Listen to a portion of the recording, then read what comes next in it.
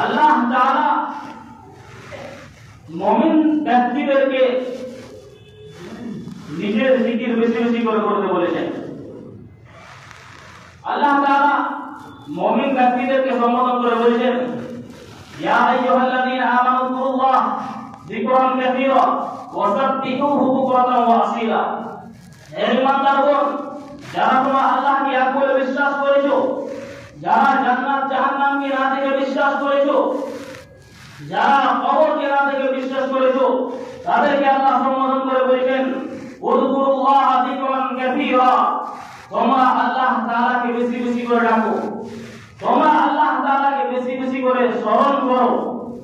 ওয়াসাব্বিহুহু বুকরাতান ওয়া আসীলা, এবং সকাল সন্ধ্যা তার মহিমা, তার তাসবিহ পাঠ করো। তাহলে আল্লাহ তাআলা বলেছেন যে তোমরা সকাল সন্ধ্যা আল্লাহ তাআলার জিকির করো।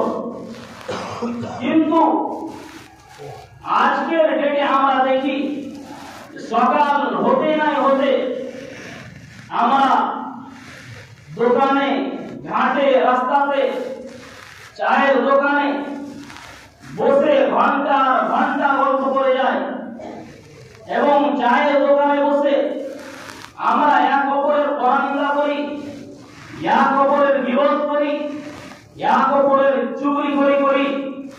আর আমরা বলি যে আল্লাহ তাআলার ইবাদত করব, তো আমরা সময় পাচ্ছি না।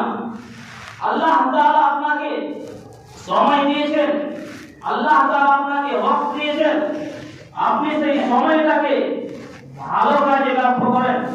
আপনি সেই সময়টাকে চায়ের দোকানে গিয়ে এবং রাস্তা ঘাটে ঘন্টা ঘন্টা পার করে দিয়েছেন।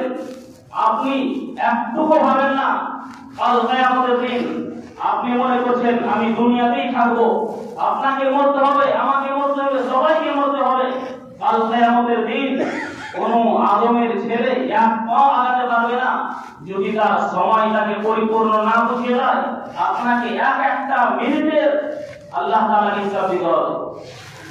আপনি ভেবেছেন কোনদিন? ভাবেননি। আমাদেরকে ভাবা দরকার।